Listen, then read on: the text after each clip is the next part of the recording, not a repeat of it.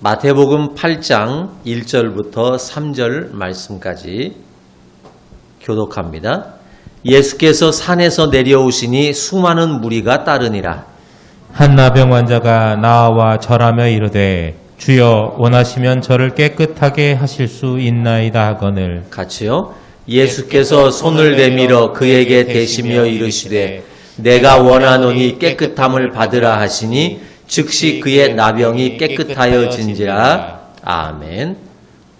어느 분이 옆집에 사는 아이가 말을 너무 또박또박 그리고 말을 너무 이쁘게 잘하는 것 같습니다.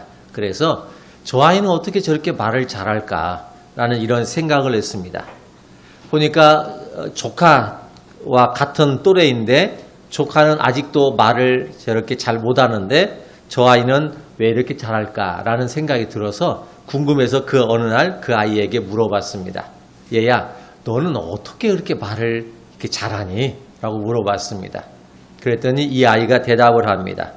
그건요, 저희 엄마가 항상 저한테 좋은 말을 많이 해줘서 그래요 라고 대답했습니다. 그래서 그럼 어떤 좋은 말을 그렇게 해줬길래 그러니? 그랬습니다. 그랬더니 좋은 말 할 때 밥 먹어라, 좋은 말로 할 때 공부해라, 좋은 말로 할 때 깨끗이 치워라, 좋은 말로 할 때 씻고 자라. 자, 이렇게 좋은 말을 많이 해준다는 겁니다. 과연 그 좋은 말이 좋은 말일까요? 모래가 방 안에 있으면 쓰레기입니다. 그러나 공사장에 있으면 건축 자재가 되는 겁니다. 오물이 방 안에 있으면 더러운 거지만 밭에 있으면 거름이라고 이렇게 이야기를 합니다. 어떤 분은 자식 때문에 속상해 죽겠다고, 왜 내 자식은 저런지 모르겠다고 이렇게 이야기하지만 자식을 낳고 싶어도 낳을 수 없는 사람의 입장에서는 그 말이 자랑처럼 들려지기도 합니다. 어떤 사람은 직장 생활이 너무 힘들다고 이놈의 직장 그만둬야지라고 하는 말을 입에 달고 삽니다. 하지만 직장이 없는 사람에게는 직장에 다닌다는 것만으로도 그게 그렇게 부러울 수가 없습니다. 똑같은 상황이지만 사람의 형편과 사람의 처지에 따라서 전혀 다르게 느껴질 수 있다는 거죠. 어떤 사람에게는 좋은 말이라고 생각할 수 있지만 어떤 사람에게는 그 말이 협박처럼 들려질 수도 있습니다. 그러니 모든 것을 내 입장에서만, 내 생각으로만 생각하고 말하고 느낄 것이 아니라 상대방 입장에서 생각하고 상대방의 마음을 갖는 것이 오히려 올바른 일이 될 수도 있습니다. 그리고 문제를 해결하는데 훨씬 더 빠르게 작용할 수가 있다는 거죠. 내 생각, 내 판단, 내 경험을 가지고 모든 것들을 해결하려고 하면 전혀 맞지 않을 때가 있습니다. 그러나 상대방의 생각을 가지고 풀다 보면 의외로 쉽게 풀어지는 경우들이 있다는 거죠. 오늘 말씀에 보면 한 나병 환자가 나옵니다. 유대인들은 이 제사장의 판정에 따라서 나병, 곧 문둥병이라고 하는 이렇게 지목된 사람을 굉장히 꺼려하는 입장입니다. 왜냐하면 이 나병이라고 하는 것 자체가 굉장히 혐오스러운 이런 질병이기도 했고, 그 다음에 이 나병 환자는 이 사람과 접촉하게 되면 의식적으로 불결하다고 이렇게 생각을 했습니다. 그렇기 때문에 이 나병 환자와 가까이 하는 걸 굉장히 꺼려합니다. 더군다나 이 나병이라고 하는 것은 죄에 대한 하나님의 징계와 심판, 그리고 하나님께서 이 사람을 저주해서 내려진 병이 나병이라고 생각을 했습니다. 그래서 신앙적인 관점에서도 저 사람은 하나님이 죄에 대해서 심판해서 내려진 저주받은 인생이다 라고 이렇게 생각을 했고, 위생적으로도 저 사람과 접촉하게 되면 옷깃만 스쳐도 부정한 사람이 되기 때문에 의식적으로도 그렇게 멀리할 수밖에 없는 이런 사람이었습니다. 그래서 이런 사람들은, 나병에 걸린 사람들은 성 안에 함께 살지 못하고 성 밖에 따로 나병촌이 있어서 거기에서 격리된 이런 생활을 할 수밖에 없습니다. 만약에 이 격리된 이런 생활을 하지 않거나 마음대로 돌아다니게 되면 아주 심한 제재를 당하거나 아니면 사람들이 돌을 던져서 그래서 죽기도 하는 이런 수모를 감수해야 했던 병이 바로 나병이었습니다. 나병 환자 입장에서는 그래서 사는 것 자체가 굉장히 비참한 인생입니다. 사람들에게 격리당하고 그리고 사람들이 혐오의 대상으로 그렇게 보기도 하고요.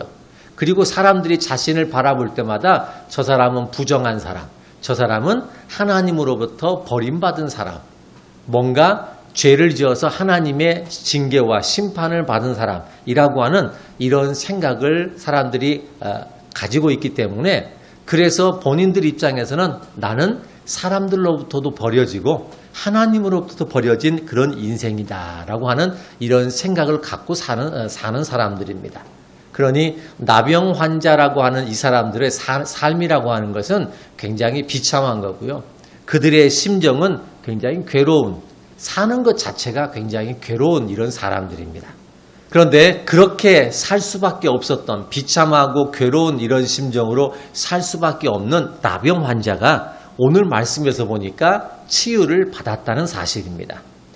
나병 환자가 치유를 받았다는 사실은 이제는 더 이상 사람들의 혐오 대상이 아니라는 얘기겠죠. 그리고 치유받았다는 얘기는 이제는 나도 하나님의 저주받은 사람이 아니라는 이야기입니다. 나도 떳떳하게 사람들과 만날 수 있고 사람들과 접촉할 수 있고 나도 내 인생 떳떳한 인생이 될 수 있다라고 하는 것을 의미하는 것이 나병 환자의 치유 사건이라는 것이죠. 다른 사람의 시선을 피하면서 병에 시달리면서 고통스러웠던 이런 자신의 삶 속에서 완전히 해방된 것이 나병 환자의 치유 사건입니다. 자, 그러면 오늘 말씀을 통해서 이 나병 환자가 이 비참한 이런 고통 속에서 지내야만 했던 이 질병을 어떻게 고쳐줄 수 있었을까라는 겁니다. 원래 나병이라고 하는 것은 불치병입니다. 그리고 혐오스러운 병입니다. 하나님으로부터 버림받았다라고 여겨지는 병입니다. 이런 병이 치유가 됐습니다. 성경에 이런 말씀들이 기록되어 있다는 얘기는 이런 질병도 고쳐질 수 있다면 오늘을 사는 우리에게는 이보다 훨씬 못한 질병은 해결되는 것이 치유되는 건 아무것도 아니라는 얘기죠. 이보다 훨씬 더 심하고 고통스럽고 괴로운 이런 질병도 고침을 받았다면 깨끗해졌다면 오늘 우리가 현대를 살아가는 우리의 가지고 있는 여러 가지 문제도 깨끗하게 해결받을 수 있다라고 하는 것을 이야기해주고 있는 말씀입니다. 사람들은 코로나라고 하는 이런 질병이 처음 확산됐을 때 코로나에 걸렸던 사람, 확진자도 두고 별별 말들을 다 했었죠. 천하의 죽일 놈 취급을 했습니다. 그리고 심지어는 교회에서 확진자가 나왔다고 해서 그 교회를 얼마나 비난하고 욕했는지 모릅니다. 그리고 나아가서는 교회 입구에다가 계단 입구에다가 똥물을 뿌리기도 한 이런 사람들도 있었습니다. 여러분, 이 코로나라고 하는 질병을 본인이 걸리고 싶어서 걸렸을까요? 나는 이런 거 한번 걸리고 싶다. 그래서 걸렸을까요? 조심한다고 했는데도 나도 모르게 걸리는 거죠. 나병이라고 하는 것도 마찬가지입니다. 걸리고 싶어서 본인이 걸렸을까요? 특별하게 어떤 정말로 하나님으로부터 저주받을 만한 이런 죄를 지었기 때문에 그래서 이런 병에 걸렸을까요? 물론 그럴 수도 있겠습니다. 하지만 그렇지는 않습니다. 사실은 어느 누구보다도 걸린 본인이 가장 괴로운 겁니다. 누가 코로나에 걸렸다, 누가 나병에 걸렸다, 그래서 그 사람을 비난하고 손가락질하기 전에 걸린 사람이 가장 비참한 거고요. 가장 괴로운 것입니다. 그러니까 우리가 그런 사람들을 비난하기보다는 그 사람의 입장에서도 우리가 생각을 해봐야 된다는 것이죠. 나병 환자 입장도 충분히 그랬을 거라고 생각합니다. 내가 걸리고 싶어서 걸린 게 아닙니다. 내가 이렇게 살고 싶어서 살게 된 게 아닙니다. 어쩌다 보니 나도 모르게 나병이라고 하는 정말 몹쓸 병에 걸려서 사람들로부터 무시당하고 격리당하고 이렇게 내가 비참하게 살아갈 수밖에 없는 이런 사람들에게는 희망도 없고 꿈도 없는 이런 삶을 살아갈 수밖에 없는 이런 처지에 놓여 있는 거죠. 내가 그렇게 살기를 바라서 그랬을까요? 전혀 그렇지 않습니다. 그런데 내가 원하지도 않는 병에 걸려서 사실은 내가 제일 괴로운데 사람들은 그런 나를 두고 비난하고 수모를 주고 나를 멀리하고 혐오스럽다고 이렇게 이야기를 한다는 것이죠. 그런 사람이 오늘 예수님을 만나서 깨끗하게 치유를 받았습니다. 예수님 만나면 오늘날에도 이런 기적의 역사가 일어날 줄로 믿습니다. 여러분들에게도 이런 치유의 역사가 일어날 수 있기를 바라겠습니다. 내가 이렇게 살고 싶어서 사나요? 나도 어쩔 수 없이 살다 보니 내가 이런 형편이 됐어요.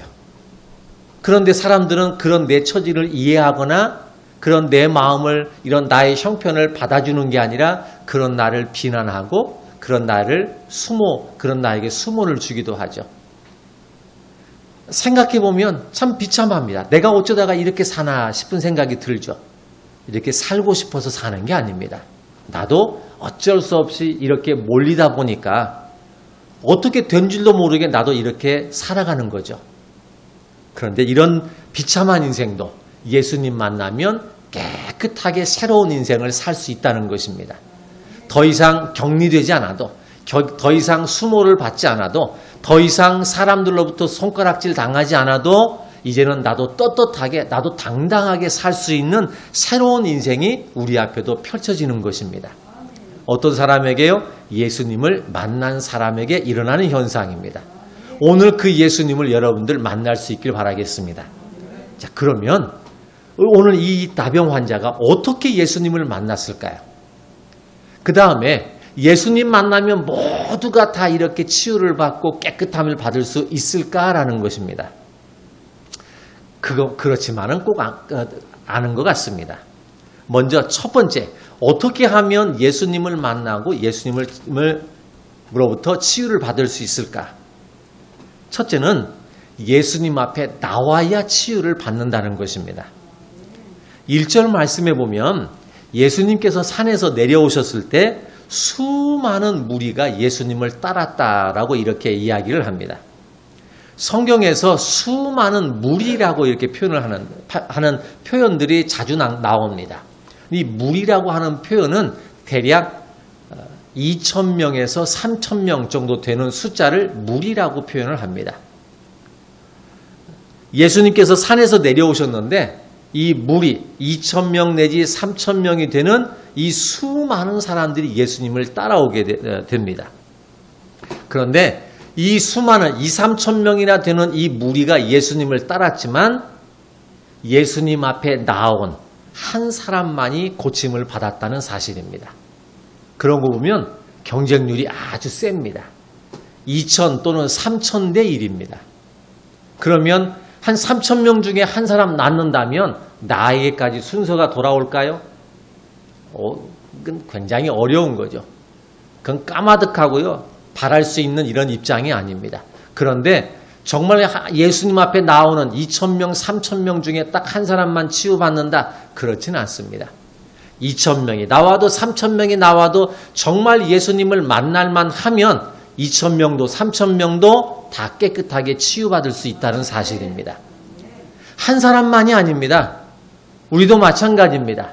나한테까지 차례가 올까? 아니요. 나한테도 옵니다. 내가 정말 예수님을 만나면 나한테까지도 이런 기회가 온다는 사실입니다. 수많은 무리가 따랐는데 그러면 왜 2,3,000명이나 되는 이런 수많은 사람들이 있는데 왜 고침받은 사람은 이야기는 한 사람밖에 안 나올까요? 2절 표현에 보면 한 나병 환자, 한 사람이라고 이렇게 표현을 합니다. 이 말은 많은 사람들이 모여 있었어도 한 사람만이 그 기적을 체험했다라는 겁니다. 근데 어떻게 해서 이 수많은 사람 중에 한 사람만 이런 기적을 체험할 수 있었을까라는 겁니다. 그건 2절 표현해 보니까 2절에 어떻게 나오냐면 이 나병 환자가 예수님 앞에 왔습니다. 나오더니 제일 먼저 뭐부터 했을까요? 절하고 그랬습니다. 예수님 앞에 나와 절하고 그랬습니다.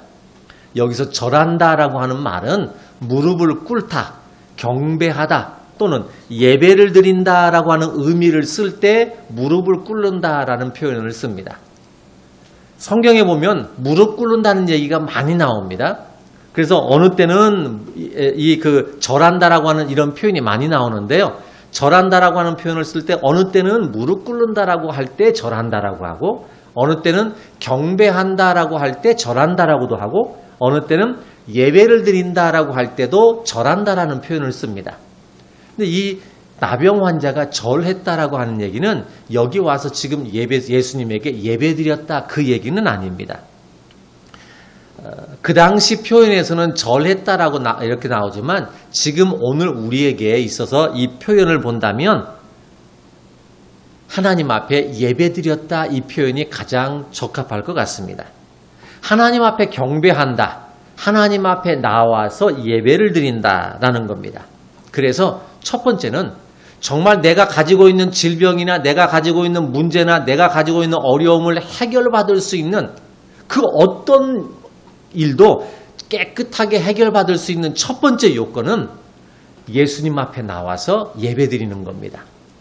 예수님 앞에 나와서 내가 무릎을 꿇고 마음의 심령의 무릎을 꿇고 하나님 앞에 예배를 드리는 일입니다.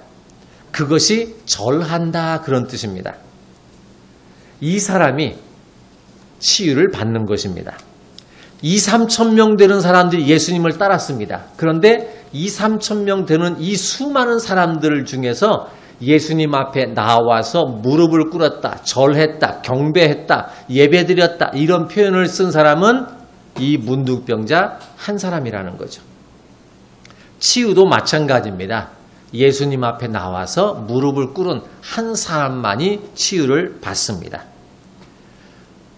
믿는 사람들에게 있어서 고난이라고 하는 것은요, 하나님께서 우리가 가지고 있는 믿음을 시험하시기 위해서 주시는 뜻이 있습니다. 어느 때는 믿는 사람들이 열심히 신앙생활 잘하고 하나님을 잘 믿는데 어려운 일이 생기고 힘든 일이 생기고 문제가 있고 이런 일들이 생깁니다. 그러면 사람들은 이렇게 생각합니다. 아니, 신앙생활 잘하는데 왜 저 사람에게 저런 어려운 일이 생길까? 하나님이 왜 안 막아주실까라고 생각하지만 그것은 우리가 가지고 있는 믿음을 시험하시기 위해서 그렇습니다. 내가 가지고 있는 믿음의 수준이 어느 수준인지, 그리고 내가 가지고 있는 믿음이 어느 정도까지인지를 보시기 위해서 우리에게 가끔 이 고난이라고 하는 시련이라고 하는 걸 우리에게 주신다라는 것입니다. 그래서 왜 잘 믿는데 이런 어려움이 생기냐라고 할 것이 아니라 어느 때는 이건 하나님께서 내가 가지고 있는 믿음을 시험해 보시려고 하시는구나 라고 이렇게 생각을 하셔야 됩니다. 그래야 그 믿음의 단계가 지금보다 훨씬 더 성숙해지고 높이 올라가는 거예요.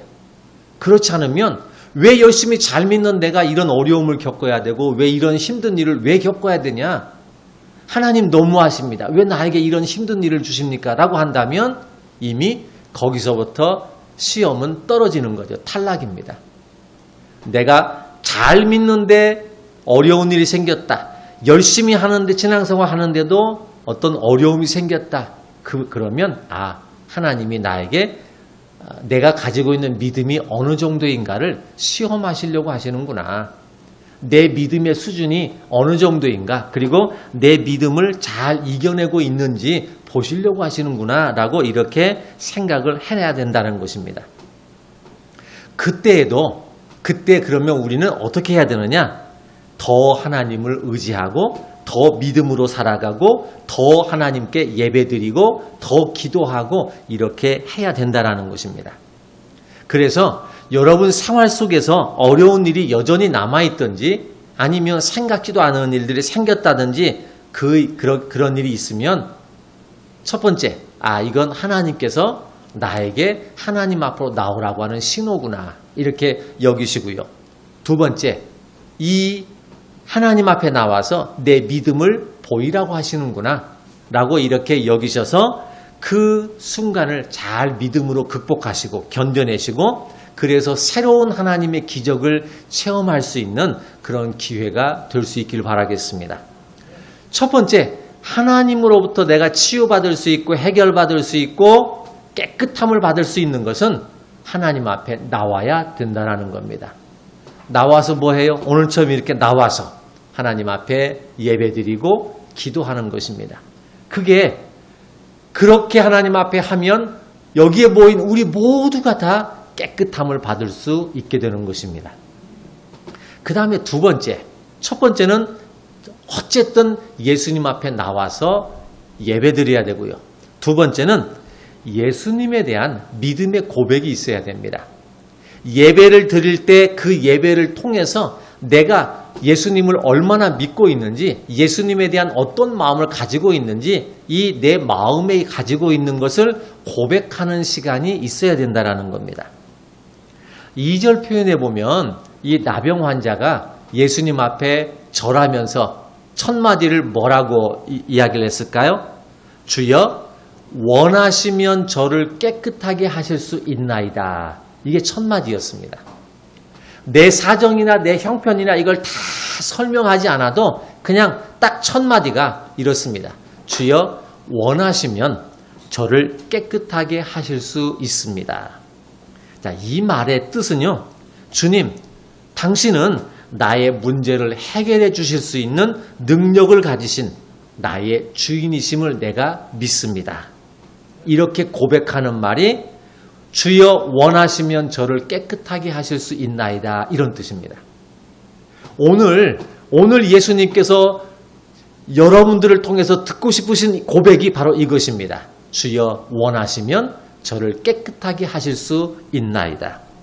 주님, 당신은 나의 모든 문제를 해결해 주실 수 있는 능력을 갖추신 나의 주인이십니다. 이 고백을 듣기를 원하신다라는 거죠. 이 고백을 이 나병 환자는 예수님이 정말 듣고 싶어 하시는 이 고백을 예수님 앞에 나오자마자 바로 절하면서 첫 마디로 주여 원하시면 저를 깨끗하게 하실 수 있나이다, 이 고백을 하게 됩니다. 그 당시 문둥병은요, 치료가 안 되는 불치병입니다. 게다가 사람들로부터 혐오감을 주는 그런 질병이었기 때문에 사람들은 종교적인 이유로도 멀리하고 위생적인 차원에서도 철저하게 격리를 했었습니다. 하지만 아무리 철저하게 격리당하고 무시당하고 이렇게 불치병에 걸려있는 이런 상황이라 할지라도 예수님이 원하신다면 나 같은 불치병도 고칠 수 있고, 예수님이 원하신다면 나같이 무시당하고 혐오를 받는 이런 사람도 깨끗해질 수 있다라는 이 표현입니다. 오늘 주님께서 듣기를 원하시는 고백이 바로 이 고백입니다. 여러분들의 입에서 하나님, 사람들은 나를 이해하지 못합니다. 하지만 주님은 내 마음을 이해하시고 나를 깨끗하게 하실 줄 믿습니다. 하나님, 사람들은 할 수 없다고 이야기합니다. 그러나 사람들은 할 수 없다고 하는 이것을 주님께서는 해결하실 줄 믿습니다. 이런 고백을 오늘 듣기를 원하신다라는 거죠. 하나님, 저 힘들어 죽겠어요. 하나님, 그러니까 저 좀 고쳐주세요. 저 해결해 주세요. 그러면 열심히 할게요. 자, 그런 표현이 아닙니다. 나를 고쳐주시든지 고쳐주시지 않든지 그것은 주님의 뜻입니다. 고쳐주시는 것도 주님의 뜻이지만 고쳐주시지 않는 것도 주님의 뜻입니다. 근데 우리는 무조건 고쳐주시고 무조건 해결해 주셔야만 그게 옳다라고 생각하죠. 다니엘서 3장 말씀에 보면 바벨론 나라가 이스라엘을 침략을 해서 점령을 했습니다. 그래서 이스라엘 나라를 자신의 속국으로 만들었죠. 이스라엘 나라가 다시 이렇게 반역을 하지 않기 위해서 이스라엘의 귀족 출신, 왕족 출신들을 붙잡아다가 볼모로 삼아서 이 바벨론 나라의 왕실에다 두고 거기서 교육을 시킵니다.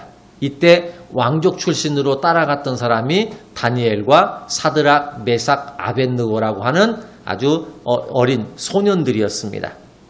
이 소년들이 이 바벨론 나라의 왕실 안에서 바벨론의 교육을 받습니다. 어릴 때부터 바벨론 나라의 이런 교육을 받는데요. 어느 날 바벨론 나라의 느부갓네살 왕이 자신을 닮은 이 신상을 금으로 만들어 놓고 누구든지 이 신상 앞을 지날 때마다 이 신상에게 절하고 이 신상을 섬겨라. 이 신상이 곧 나니까 나를 섬겨라 라고 이렇게 명령을 내립니다. 그래서 이 신상 앞을 지날 때마다 절하지 않거나 또 이 섬기지 않으면 풀무불 속에다가 집어 넣어버리겠다라고 경고를 했습니다. 그런데 유대 나라에서 볼모로 잡혀온 더군다나 속국에서 볼모로 잡혀와서 이 바벨론 나라의 왕실에서 교육을 받고 있는 이 젊은 청년된 이 젊은 이 사람들이 우리는 못합니다. 우리는 절대 그 신상에게 절할 수 없습니다. 그것은 우리는 하나님을 믿는 신앙 때문에 그렇습니다. 라고 거절합니다. 그래서 그것 때문에 왕이 화가 났죠. 그런데 왕이 다시 한번 기회를 줍니다. 너희에게 다시 한번 기회를 주겠다. 그 금신상에게 절하거나 그리고 그 금신상을 섬기면 너희를 용서해 주겠다 그랬습니다. 그런데 이들이 대답을 합니다. 아니요, 우리는 하나님 외에는 다른 이들을 섬길 수 없습니다. 그리고 나서 이야기합니다. 왕이여, 우리가 섬기는 하나님이 계신다면 우리를 맹렬하게 타는 풀무불 속에서 건져주실 것입니다. 그리고 왕의 손에서도 우리를 건져주실 것입니다. 하지만 설령 그렇게 하지 않는다 하실지라도 하나님은 우리를 풀무불 속에서도 건져내실 것이고 왕의 손에서도 우리를 건져내실 것입니다. 하지만 하나님께서 우리를 풀무불 속에서 건져내지 않으시고 왕의 손에서도 우리를 건져내지 않으신다 할지라도 그럼에도 불구하고 우리는 절하지 않을 것입니다. 라고 이야기를 합니다. 왕이 굉장히 분노하고 화를 냈습니다. 그래서 신하들에게 이야기합니다. 저 풀무불을 7배를 더 맹렬하게 태워서 뜨겁게 해라. 그리고 저들을 집어넣어라 그랬습니다. 사드락, 메삭, 아벳느고 이 세 청년이 그 말에 왕의 말에 실제로 던져지게 됩니다. 하나님께서 풀무불 속에 던져지기 전에 건져주신 게 아닙니다. 그냥 하나님은 내버려 두셨습니다. 그래서 실제로 풀무불 속에 집어 던져졌습니다. 그런데요, 희한한 일이 벌어지죠. 풀무불 속에 분명히 던졌는데 이 풀무불 안에서 사람이 다시 나오는 것입니다. 더군다나 화력을 7배나 더 뜨겁게 했음에도 불구하고 멀쩡하게 살아서 나옵니다. 그것도 몸에 탄 자국도 옷에 끌린 자국도 탄 냄새조차도 나지 않고 그 풀무불 속에서 나오게 됩니다. 원하시면이라고 하는 이 말은 고쳐주셔도 되고 설령 고쳐주시지 않는다 할지라도 주님을 향한 믿음에는 내가 변함이 없습니다. 라고 하는 이런 표현이에요. 이 나병 환자가 예수님 앞에 나와서 무릎을 꿇고 절하면서 무조건 저 좀 고쳐주세요. 저 좀 살려주세요. 이렇게 한 게 아닙니다. 원하시면이라고 하는 이 말은 내가 이 비참한 상황에 불치병에 그리고 혐오스러운 이 병에서 나를 고쳐주실 수 있는 능력이 주님에게 나의 주인 되신 주님에게 있는 줄 믿습니다. 하지만 설령 나를 고쳐주시지 않는다 할지라도 내가 주님에 대한 이 고백 나의 주인으로 섬기는 이 마음은 변함이 없을 겁니다. 라고 하는 이 고백이에요. 그냥 단순하게 하나님 믿습니다. 하나님 사랑합니다. 그게 아닙니다. 내가 하나님 앞으로 열심히 할 테니까 나를 고쳐주세요. 해결해 주세요. 이게 아닙니다. 하나님이 나를 고쳐주신다 할지라도 그리고 설령 고쳐주시지 않는다 할지라도 내가 하나님에 대한 사랑, 하나님에 대한 믿음은 변함이 없습니다. 이것이 원하시면 나를 깨끗하게 하실 수 있나이다. 이 표현이라는 겁니다. 욥이 동방의 부자였던 사람입니다. 그런데 하루아침에 쫄딱 망하고 알거지가 됐죠. 거지도 그런 거지가 없습니다. 게다가 몸에 병까지도 생겼죠. 얼마나 고통스러운지 몸에서 진물이 나는데요. 기왓장으로 몸을 긁고 몸에서 피가 나고 그렇게 해도 해야만 겨우 견딜 수 있습니다. 몸에서 피가 나오고 진물이 흘러도 긁을 수밖에 없어요. 그런 고통이에요. 그럼에도 그가 하는 유명한 말이 있죠. 내게 주신 자도 여호와시요 취하신 자도 여호와시니 여호와의 이름이 찬송을 받으실지어다. 이게 주여 원하시면 나를 깨끗하게 하실 수 있나이다 라는 그런 뜻이라는 겁니다. 이것이 바로 고침받을 수 있는 비결이라는 것이죠. 꼭 내가 고침받고 해결되고 문제가 풀어져야만 하나님이 내 기도를 들어주신 게 아닙니다. 해결해 주셔도 내 기도 들으시는 거고요. 해결해 주시지 않아도 내 기도 들으시는 겁니다. 해 주시고 안 해 주시고 하는 상관없이 하나님에 대한 믿음, 하나님에 대한 신뢰는 변함이 없습니다. 이 고백을 오늘 또 주님은 듣기를 원하신다라는 거죠. 그게 두 번째 이유입니다. 첫 번째는 어찌됐든 주님 앞에 나와서 예배를 드렸습니다. 오늘 주님 앞에서 나와서 예배드린 우리가 첫 번째 여기에 해당되죠. 이제 두 번째 그 고백이 있어야 됩니다. 내게 주신 자도 여호와시요 취하신 자도 여호와시니 여호와의 이름이 찬송을 받으실지어다. 나를 여기서 건지실 것이며 설령 그러하지 아니하신다 할지라도 나는 여전히 하나님에 대한 믿음은 변함이 없을 겁니다. 이 고백을 오늘 여러분들 할 수 있기를 바라겠습니다. 그것이 두 번째 우리가 오늘 할 일입니다. 그 다음에 세 번째는요, 절박성입니다. 이 문둥병자에게는 절박함이 있었어요. 예수님께서 혹시라도 자기를 만나지 않고 그냥 지나가신다면 나는 평생 동안 이 불치병을 알고 평생 동안 사람들로부터 혐오감을 가지면서 살 수밖에 없는 그런 존재라는 거죠. 그러니까 지금 이 순간 내가 예수님을 만나지 않으면, 지금 이 순간 내가 예수님께 이런 고백을 하지 않으면 주님으로부터 내가 치유받을 수 있는 기회는 영영 사라진다는 것입니다. 여러분, 우리는 너무 태평해요. 왜냐하면 오늘 아니면 내일 하면 된다고 생각해요. 이번 주 아니면 다음 주 하면 된다고 생각하죠. 그래서 오늘 바쁘면 다음 주 나가면 되지라고 생각합니다. 여러분, 내가 생각하는 다음 주가 정말 올까요? 다행히 오늘 그 다음 주가 왔습니다. 나는 모르지만 나는 당연한 거라고 생각하지만 사실은 그게 은혜고 그게 기적인 거예요. 사람은 한 치 앞을 내다볼 수 없다고 이야기하죠. 순간 내 몇 초 앞도 우리가 내다보지 못합니다. 내 몇 초 앞을 내다볼 수 있었다면 사람들이 그 많은 사고, 그 많은 험한 일 당하면서 살까요? 절대 그렇지 않습니다. 몇 초 앞을 내다보지 못하기 때문에 그래서 사고도 당하기도 하고 어려움도 당하는 거죠. 근데 우리는 당연히 앞으로 당연히 또 올 거라고 생각해요. 아닙니다. 여러분, 오늘이 아니면 내게 두 번 다시 기회가 없을 수도 있어요. 오늘 내가 예수님을 만나지 않으면 나는 평생 동안 이렇게 살아야 됩니다. 오늘 내가 이 고백을 예수님 앞에 하지 않으면, 오늘 내가 무릎을 꿇지 않고 오늘 내가 절하지 않으면, 오늘 내가 예배를 드리지 않으면 평생 동안 나에게 두 번 다시 이런 기회가 오지 않을 수도 있다는 거예요.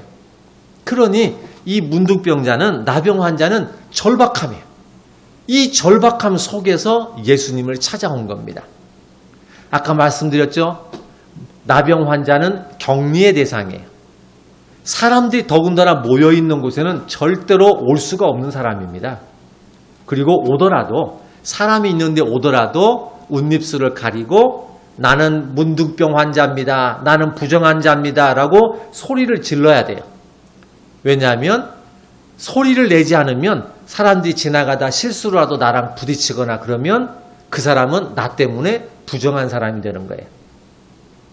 그러니까 소리 없이 그냥 다니거나 하면 나는 몰매 맞아서 죽기도 합니다. 그러니까 내가 자유스럽게 움직일 수가 없어요. 그런데 절박함이에요. 아무리 사람이 많아도 2, 3천 명이나 되는 그 수많은 무리들이 모여 있는데 문둥병자가, 나병 환자가 거기를 지나가요? 가기 전에 몰매 맞아 죽을 수도 있습니다. 그래도 지금 죽어도 내가 주님을 만나고 죽어야 되겠다는 거죠. 나는 지금 절박해요. 오늘이 아니면, 이 순간이 아니면 나는 두 번 다시 이런 기회가 내게 오지 않습니다. 그 절박함이 예수님을 찾아가게 된 것이고요. 그 절박함이 예수님께 이런 고백을 하게 된 겁니다. 그 절박함이요, 나가서 내가 원해서 깨끗해진 게 아니라는 겁니다.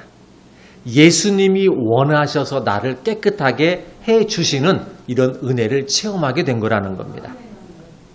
마치 성경에 보면 귀신 들린 딸을 둔 사마리아 여인이 있습니다. 그 여인이 절박함 속에서 예수님을 찾아가죠. 예수님, 내 딸이 흉악한 귀신에 들렸습니다. 제발 내 딸 좀 살려주세요. 근데 예수님은 이 절박한 여자에게 이렇게 이야기하죠. 자녀에게 줄 떡을 개에게 줄 수는 없다. 그렇게 이야기합니다. 그 말을 듣고 이 여자가 대답하죠. 맞습니다. 하지만 사람들로부터 저 개취급 당해도 상관없습니다. 사람들이 저를 무시해도 상관이 없습니다. 하지만 주인의 상에서 떨어지는 그 부스러기를 먹고 개도 삽니다. 그러니 그 부스러기 제발 좀 저희에게 내려주세요. 절박함이에요. 지금 예수님을 만나지 않으면, 지금 예수님이 내게 주시는 이 부스러기가 떨어지지 않으면 평생을 귀신 들린 딸을 데리고 살아야 돼요. 그 귀신 들린 딸을 평생 동안 보는 그 어머니의 심정은 어떨까요? 절박함이에요. 이 절박함이 오늘 내가 예수님을 만나지 않으면 평생 이런 기회가 없는 거예요. 그래서 예수님을 찾아갑니다. 개 취급당해도 상관없습니다. 개라고 해도 상관없습니다. 부스러기만 주신다면 괜찮습니다. 이 절박함이라고 하는 건요, 그래서 믿음과도 연결이 되는 겁니다. 내가 절박하다라고 한다는 얘기는 그만큼 믿음이 있다는 얘기고요. 내가 절박함이 없다는 얘기는 믿음이 없다는 것과 같습니다. 예수님께서 이 여인을 보시고 뭐라고 이야기하셨을까요? 내 믿음이 크도다. 내 소원대로 될지어다. 그랬습니다. 예수님은 이 여자의 이 절박함을 뭘로 보셨냐면 믿음으로 보셨어요. 내 믿음이 크도다라고 하는 그 말은 너의 절박함이 정말 크구나. 그렇게 보셨다는 거죠. 그래서 절박함은 예수님은 믿음으로 보신다. 그래서 내 믿음이 크도다. 내 소원대로 될지어다. 그렇게 말씀해 주신다는 겁니다. 여러분, 우리가 나는 믿음이 없어서요 라고 이렇게 이야기하는 건 뭘 이야기할까요? 절박함이 없다는 얘기예요. 내가 믿음이 부족하다는 얘기는 절박함이 부족하다는 얘기예요. 내가 정말 절박하다면 그 순간에 하나님은 우리에게 믿음을 주시는 거예요. 왜냐하면 절박함이 우리의 믿음으로 반영되기 때문에 그렇습니다. 그래서 절실하면 절실할수록 그것이 믿음으로 나타나게 됩니다. 우리가 우리의 문제를 깨끗하게 받으려면 어느 누구도 할 수 없는 불가능한 일, 그리고 사람들로부터 수모와 무시를 당하고 혐오를 받는 이런 일을 할지라도 내가 깨끗하게 해결받을 수 있는 건 첫째, 주님 앞에 나와야 된다는 것. 그래서 예배를 드려야 된다는 것. 또 그 예배를 통해서 우리의 신앙 고백이 있어야 된다는 것입니다. 주여 원하시면 나를 깨끗하게 하실 수 있습니다. 주시든 해주시지 않던지 간에 주님에 대한 내 믿음은 변함이 없습니다. 라고 하는 이런 고백, 그리고 이 고백과 함께 우리의 간절함과 절실함이 있어야 된다는 것입니다. 그러면 그것을 믿음으로 보시고 내 믿음이 크도다. 내 소원대로 될지어다. 오늘 그 말씀을 여러분들에게 해 주시게 된다는 것입니다. 오늘 우리가 주님 앞에 나왔습니다. 이 예배를 통해서 오늘 믿음의 고백들이 있어야 할 것입니다. 나의 절박함도, 우리의 절박함도 이 시간 하나님 앞에 표현을 해야 될 것입니다.